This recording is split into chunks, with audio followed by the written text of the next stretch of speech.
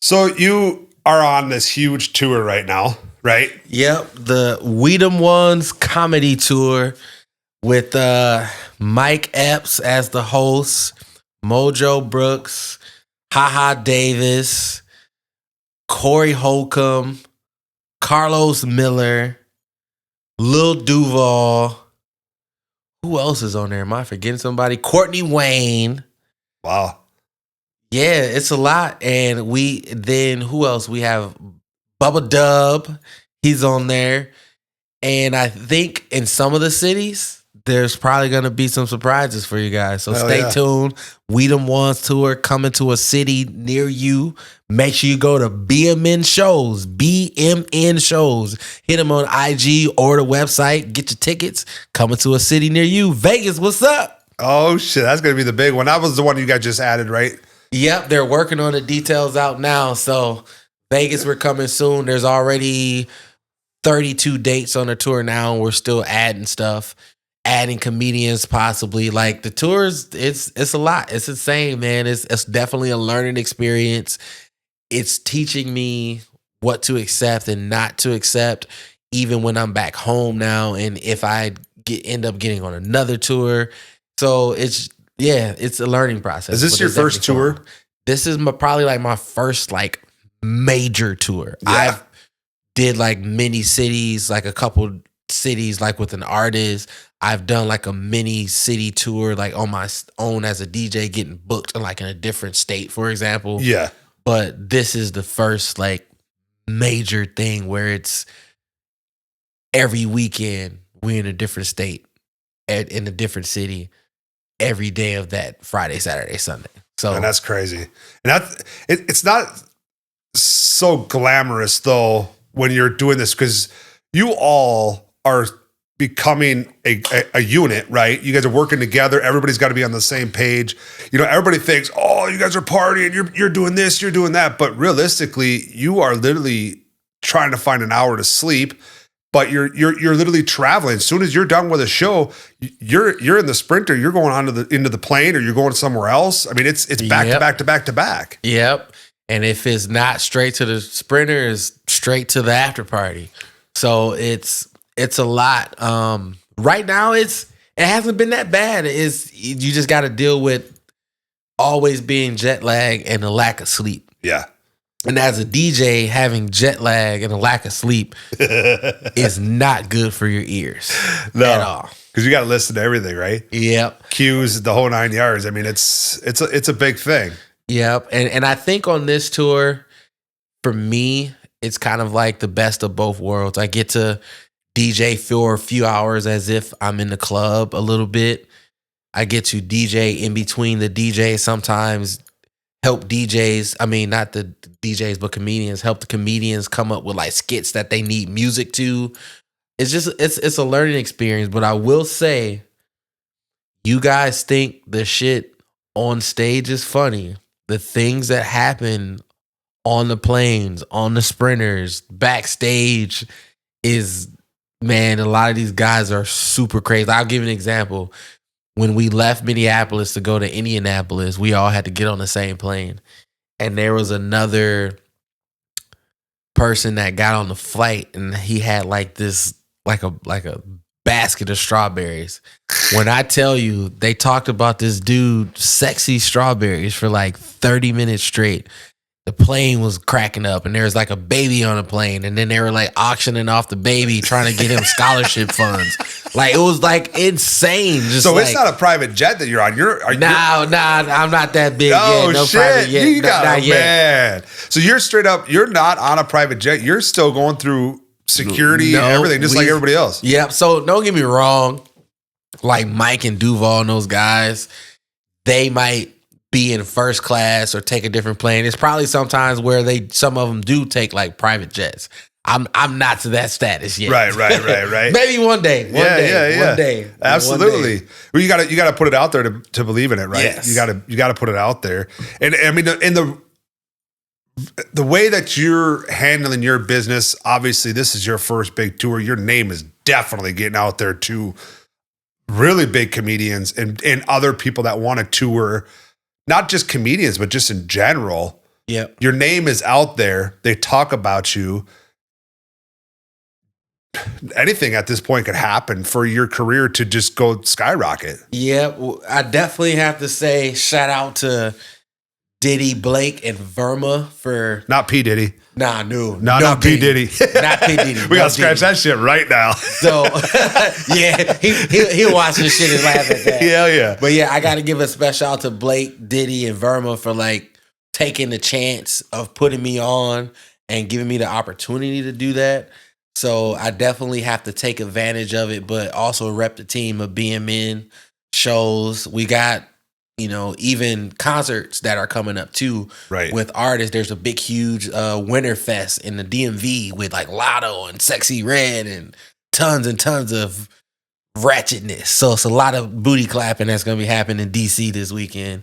If you out in DC, go get your tickets to Winter Fest. Not now, but right now. Yeah, because I mean that's how you're going to get heard, right? Is doing what you're doing, and you have the support at home, you have the support from your family and so forth to allow you to do it. I think that's awesome because the lifestyle that you live, I mean, you're in the fucking fast lane, and you have to be surround yourself with the right people to support that. Yes. It's, to me, if there was anything that I've realized of being in the industry so long, is that you have to figure out a way to balance everything.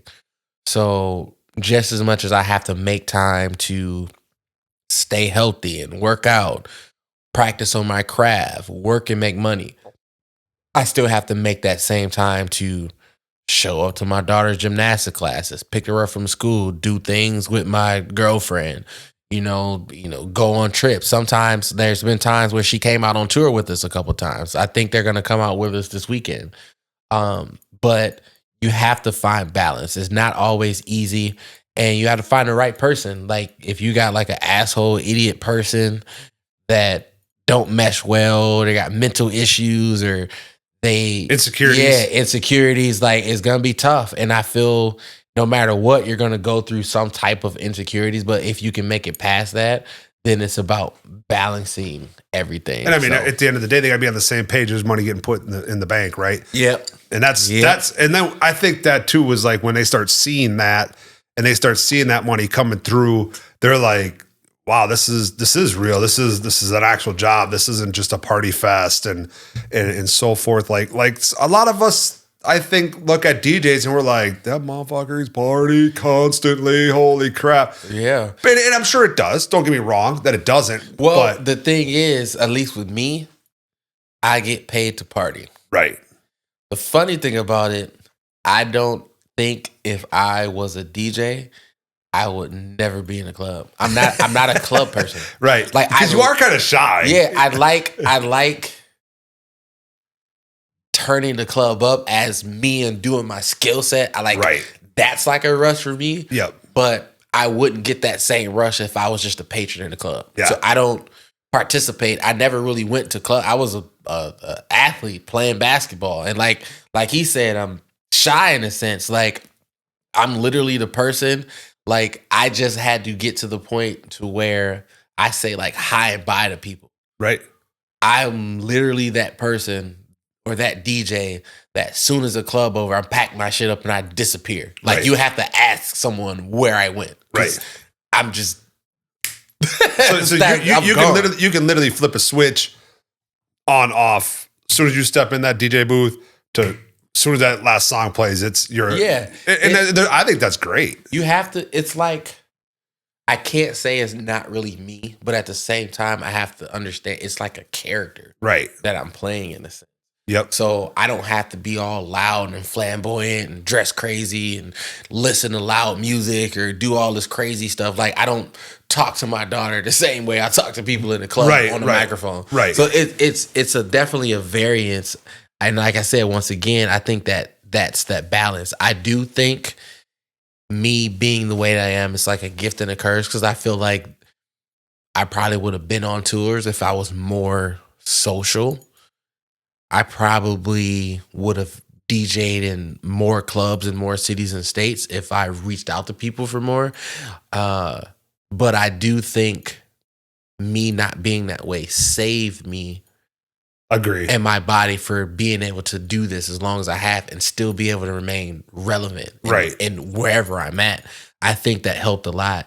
And it also helped that I have friends that they'll help me get gigs, or they'll play a manager type role just to facilitate things. So, you know, some people that'll reach out to other people on my behalf. And now it's getting to the point to where I don't really reach out to people. Like to now, if I reach out to do anything entertainment wise, I'm reaching for the star. So I'm reaching out to, you know, a sponsor. I'll reach out to Hennessy and see if they want to sponsor me, or I'll reach out to a club in Vegas to DJ in a club in Vegas.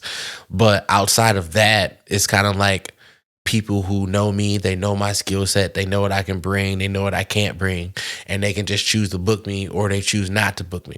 There's no negotiation on a price. There's none of that stuff. Okay, you know me, this is what comes with it, this is how much it costs. And so at one point, do you think you would ever have to get a manager? Or do you think that's not something that I needs feel to be done? like I should have been had a manager. But I also felt like I did not make enough money, or I don't make enough money to pay a manager. So it's kind of like a slippery slope. So that's Right. where I got friends where if they'll do the manager thing and get me booked somewhere and I get paid X amount of dollars, I'll try to tell them to make sure that whatever they tell the person, that they get a fee out of it. So if I say it's $1,000 to book me, they tell them $1,200. Right. So they get $200 out that deal kind of thing. Yep. So I do think, I think I need a lot of stuff. I think in today's day and age, I think I need a lot of stuff. yeah, I honestly, and that goes back to what we were talking about with the artist thing. It's like either you have to find friends, Right. or build relationship with people that do the things that you need, like a videographer, photographer, a graphic designer, a stylist, a publicist, PR person, a manager, a booking agent, because a manager is different from a booking agent. Yep. So these are things that I feel like I need a team for and a team to do. Or I have to find like an agency that does all this stuff and facilitates this stuff. But doing it with not like a group or friends or people just doing it to where everybody can get a little bit of something, I'll have to pay for it. Right. Which for what that costs, I'll probably be spending more money on doing all that stuff versus what I get paid to actually DJ. So would you recommend to new DJs, even artists, work, grind, don't waste your money on getting a manager or a booking agent? Or so you only need a manager. So as an artist or as a DJ, booking agents might work because a booking agent or agency has connections and they already have like a Rolodex of people they can contact Right. to get you in. Even if you're opening for such and such DJ for 20 minutes, they can finagle those faces. So definitely try to find you a booking agent or agency. Outside of that, until you're getting booked so much to where, like, for example, if you're already with a booking agent, that your booking agent has to deal with your manager because your schedule is so hectic. So the manager takes on that stuff. That's for a DJ. But I think for an artist, one, you still always want to have a booking agent. But an artist, you need so much other stuff before you need a manager. But either way, you still have to have the income coming in to be Right. able to pay these people. And Right. that's where the dilemma costs. So like you actually might need, like you need, and this is why people sign bad record label contracts. Right. Is because the record label can provide all that stuff that you need. Yep. But as you can see, it costs so much that even with this $1 million advance, if you don't spend it right, you're in debt. Not only that $1 million, but all the money that the manager, the booking agent, and all those other people the graphic people that they had to pay on your behalf.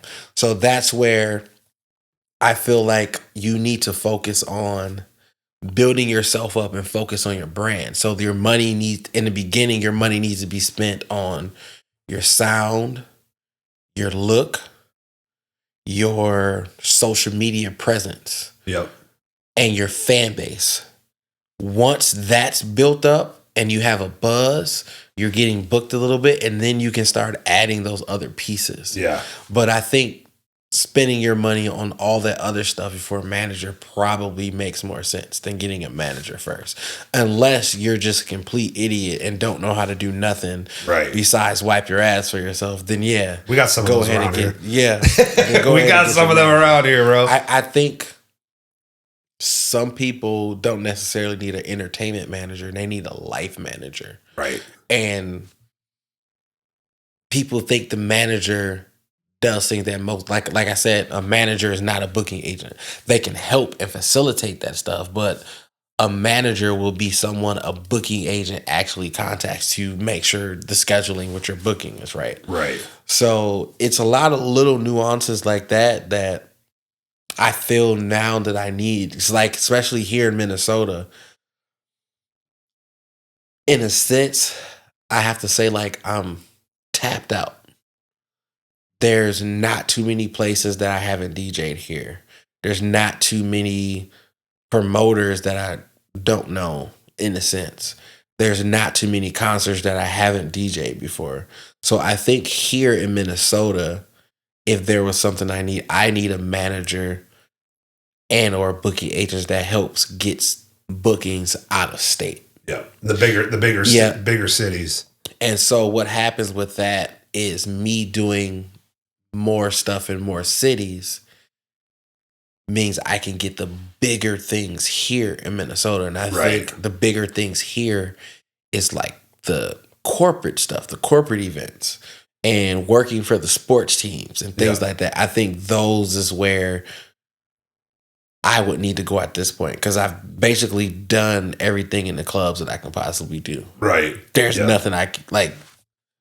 I mean, you've been there. No, I mean, you're right. I mean, at some point you're going to reach a top, and at some point you do have to go outside of where you normally do your thing to grow and keep growing, because the sky's the limits. Yeah. You know, you could do pretty much anything and everything when it comes to entertaining people. Yeah. I mean, you're going to have to go out to bigger cities. Minneapolis is so big. Yeah. And it's not very well known for its DJs and music. I mean, let's just be real. You know, I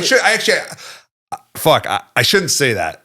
Minneapolis has actually had some really good, Minnesota has some good artists that have been out there. Prince, and so forth. But my point is you want to get to Atlanta. You want to get to LA. You want to do Chicago. You want to do New York. But that's a funny thing. Any artist that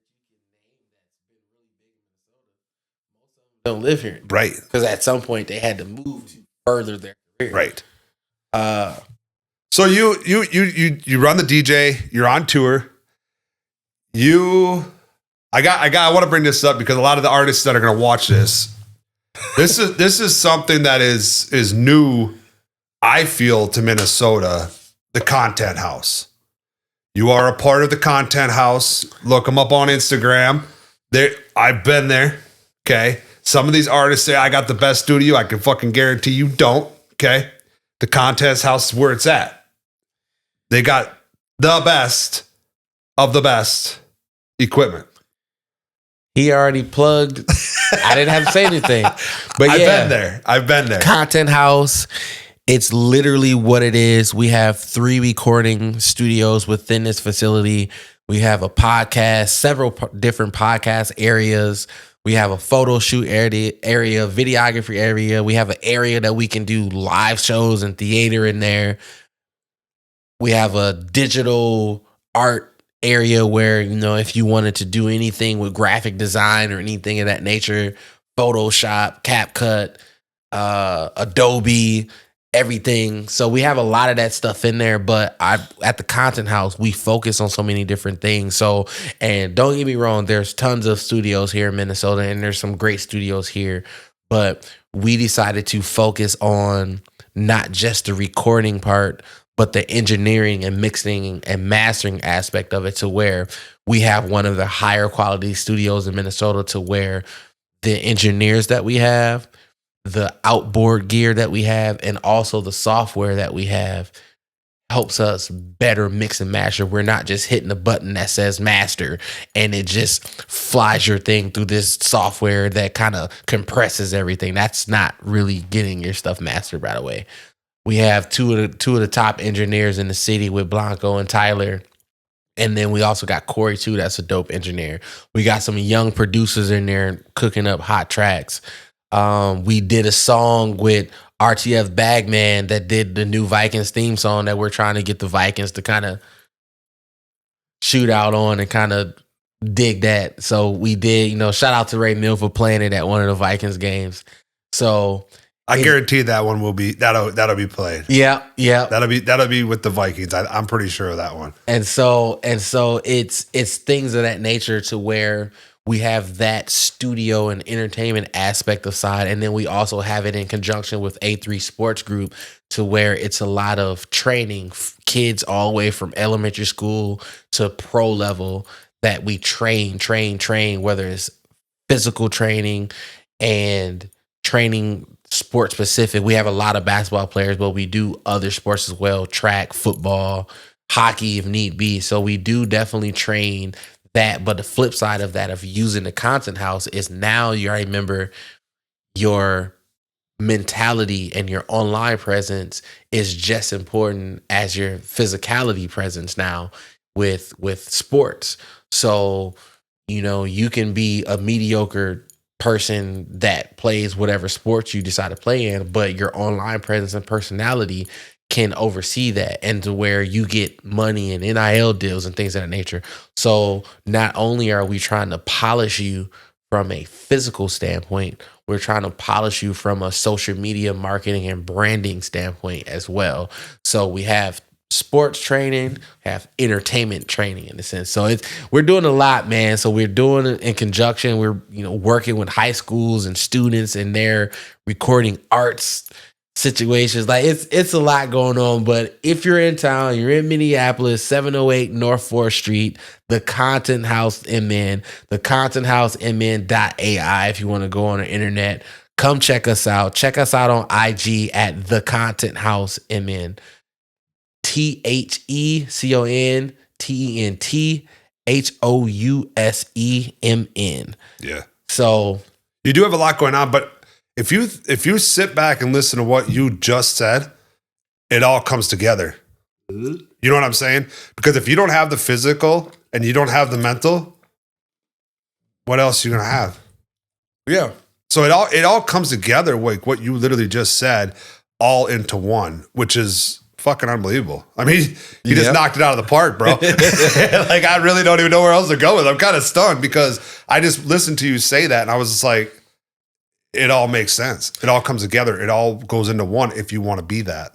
Yeah, and a lot of these kids don't understand is that they live in a digital age. Right. So everything that you post on social media, especially if you are a top 200 player of any sport, yep, you're on the radar. Yes. And so you have to watch what you say, watch what you do, have to look a certain way. And you want to be able to pitch yourself, or whether you got an agent or your parents, to pitch yourself to businesses and companies that might fit with your brand for NIL deals. Yep. And so that's becoming a huge thing. Oh yeah. It's huge. You got to think it's getting down to elementary school and pee-wee football and basketball. And think about it. A few years ago, I think, where there's this huge thing about Nike scouting like kids that were like in 5th, 6th, 7th grade. It's a real thing. Yeah. And this was before NIL was approved. Right. So Nike, and I'm pretty sure Nike wasn't the only major company to do it, but they're like getting on the forefront for this. Yep. So you got to think, if these major companies are looking at your kids at a young age, you need to prepare your kids. Like you have to prepare your kid mentally for these things. Yep. Being good at a sport is not good enough anymore. You have to be good at the sport, but you also have to be a good person. Right. Or if you're not a good person, you have to be a person that you look good on camera doing whatever dumb shit that you're doing. Because that shit goes viral all the time. It goes viral Dumb all the people time. go viral, man. It's crazy. So think about it. It's all types of stuff. Just you got, for example, you got Shannon Sharp clapping some lady's cheeks. And now he's like a sponsor for like an erectile dysfunction. Like, I mean, just crazy. So like, it's kind of like you have to learn how to capitalize off all your viral moments. Because you could fuck up, but you could actually make millions. Yeah, you can make millions off a fuck up. That's exactly what that's facts, dude. So that's awesome. So yeah, man. So, not to say you should be getting your cheeks clapped in high school. Don't get your cheeks clapped in high school. or get them clapped. Wait, let me look at all the cameras. Yeah. Do not get your cheeks clapped in high school. That's not okay. Yeah, no, we frown upon that shit. We were in high school at one point. We didn't do that, But no, I think it's cool that you guys came out with this content house when you did the open house and stuff. Me and the wife came through, and I was blown away. I was just like, holy, you guys put a lot of thought into it, a lot of effort into it. You guys didn't do half-ass shit. And you even said, you're like, hey, man, I got the podcast. This was in the process of me getting this all done. And I was like, dude, I wish I'd have known this shit, because to put this together is not fucking cheap. No. And people don't understand that. And when you go into the content house, you guys can actually change one room and make it look like a completely different room. Yes. And that's the whole point behind it, is you could have one podcast, some hippie podcaster, and then all of a sudden you have some hip hop podcaster in there, and it's the same room. It looks completely different, but you guys can change that stuff out. And I think that's huge, because a bunch of my friends are in Miami, and they've told me to come out there, and that's what they do. They have 3 floors. They have 8 studios on each floor, and they change out their neon signs. They change out everything, and it literally will look like a different room. And it's like, wow, this is crazy. So we wanted to bring that type of concept to Minnesota, and I don't think we're going to stop there. I think that's just hopefully one facility of many, and we can keep kind of open them up, not just in Minnesota, but all over. And with the content house, our goal was not just to be a recording studio or a podcast studio or a photo shoot op area. It was more of, we wanted to make it a networking hub. Yep. So like, as an artist, we want you to be able to come to the content house, record your music, get your music mixed and mastered. And then from there, you can work with some of our connections that we have of how to reach out to masses of DJs, not just 1 or 2 DJs. But hey guys, if you guys caught that, you can get on his playlist. If you go to the content house and create some shit, he's gonna hear it. You know what I'm saying? I'm just saying he might hear it.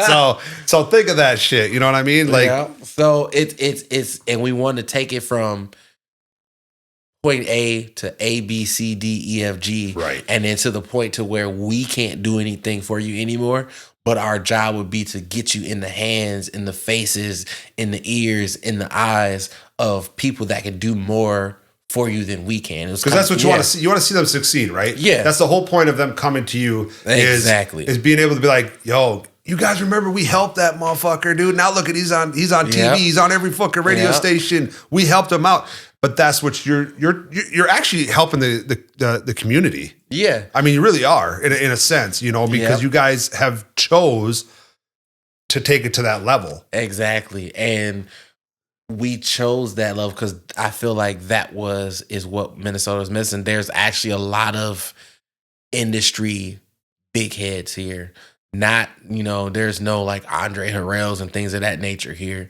But there are some people that's really, really tied into the industry that's from Minnesota. Right. And a lot of people just don't know. And we want to help bring that to the forefront. Like, some of these people probably don't want to be the face of anything, but they are people to help facilitate getting your song on, iHeartRadio, for example. They want to help facilitate you going on a radio run of dropping a single, how to release a single, going through the steps of how to release things. Just like, for example, if you guys watched Doechii, when Doechii released her album, the things that she was building up to it, that's all was planned release situation. Like, artists have to understand you can't just drop a song and expect the world to know. Yep. That's what PR and marketing's for. That's why you need these are small tidbits that people should know and artists should know, and DJs in a sense too.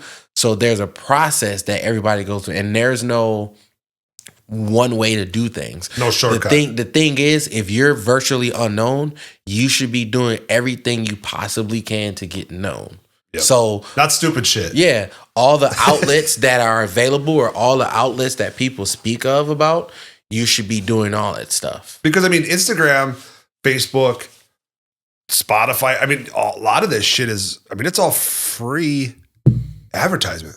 Yep. And in actuality, it is, but even when you do paid advertisement on Instagram, Facebook, Spotify, it matters for you, because let's say you might not make any money off of it right away, but that's helping you reach fans and people who might become fans and be a consistent part of your fan base. Yep. Because you can't reach them naturally. Right. Like I'll give you an example. I know we want to do pro tips. This is kind of going into the pro tips thing, to where even sending out an email blast to DJs, there's a difference in you as an artist, virtually unknown. Nobody knows who you are. Probably grammar spellings. You didn't label your song the right way. There's no graphics to the side. You didn't attach an EPK. There's no bio for it. So you're still literally sending this blank email saying, hey, what's up? You're a DJ. Play my music. Here's track 1. There's a difference in you doing that than me sending an email. Yo, what's up, fellow DJs? This is DJ Enferno, aka Dante's Inferno, sending you this email. I got a hot artist. His name is XYZ. Here's a bio. Here's an EPK of what he's done, his social media presence and following. Here's his YouTube link. Here's the MP3 and the WAV files of it. Here's the link to his song on Apple Music, Tidal, Spotify. Shit, it might even be on Tinder if you look for it the right way. So... And then there's a difference in DJ Khaled sending that same email out. There's a difference between Rick Ross sending it out versus a DJ Khaled. And it's up the line, up the food chain, and you have to realize where you're at in this food chain. So you actually just hit on about 3 different awesome pro tips right there. Is bio. You send an email out. You said bio. Is that something that somebody should honestly sit down, write, spend time on? Because people are going to read it. And if it looks fucking stupid, you're already setting yourself up to fail, right? Yes. So you have to remember, think about how just earlier we talked about with the athletes, how their online presence and their mentality matters. Yep. And it makes a difference. Same thing with artists. Nowadays, people want to be all up in your shit. They want to know all your business. They want to know everything about you. They want to know how you recorded the song. They want to see the making of the video. They want to see all the stuff of how everything unfolded. They want to hear how everything unfolded. They want to hear how your song was once trash and then you went and re-recorded it, and now it's the fire song that they know and that they listen to every day when they're at the gym. So these are things people want to know. So that's why you need someone to capture that footage. You need someone to help write a bio. So especially when you're trying to pitch yourself to get sponsors, you're trying to pitch yourself to get a manager, you're trying to pitch yourself to a booking agent, you're trying to pitch yourself to a label, you're trying to pitch yourself to a bank to get a loan, to do stuff for your artists, anything, you have to have this type of things to present to them. So they don't have to ask you a million questions. You're answering all of their questions up front. Yep. That's what a bio, that's what an EPK is for. It's kind of like your digital footprint, your digital resume of who you are, what you've been successful at now, and where you want to go. If you were to tell somebody, like, let's say I sent you an email, to a DJ as in you, I send an email to somebody else. Should I change things in that email from what I sent to you to them in case you two talk? Is that something that should be done, or can I just send a mass email and it makes sense? With DJs, so, and I'm going to say just in today's day and age, the more personal you can make something, the better. Now, there is a way with certain apps and where you can send out a mass email, but the email can have each individual's name in that email. You can't see the other people's email. Right. And you can be like, hey, yo, what's up, Dante? This is XYZ. So you can definitely make it more personal. I do think with DJs in general, you're going to say the same thing. The only thing that probably would change with DJs is if at some point you've had a conversation or talked to the DJ or seen, hey, yo, what's up? You remember me? I'm the one that talked to you at Gold Room, XYZ. Here's the email I told you I was going to send, kind of Facts, thing. yeah. So you want to try to make things as more personal as possible. And also, the other thing is, too, artists have to realize, try to make your reach out to DJs and other people and try to make a connection. Don't just ask someone just to do something for you and you have no idea who they are or never even really networking. You're just throwing your rod in a huge gigantic lake hoping something bites. Yep. So you want to start building and networking people and creating real relationships. And I think that's what a lot of people are missing. Yeah. Because those relationships matter. Because a relationship can get a song that you think is whack, most of the world think is whack. But with a relationship, somebody can still play it. Yep. Even though we might laugh at the shit, but we'll still play it because of the relationship. At least you're honest, you know? So you have to realize it's about networking. Just like an artist that I work with, Jizzle, you know, he's one of my guys now, but like he was smart. He'll send a care package. Yo, what's up? This Jizzle. He can check out my new single. By the way, here's a dirtbag hoodie, a dirtbag jacket, dirtbag hat. Here's some socks. Matter of fact, we got some drawers for you. Check it out. Let me know what you think. Like, just being that way. Or here's a $50 gift card to eat lunch sometime on us. Yep.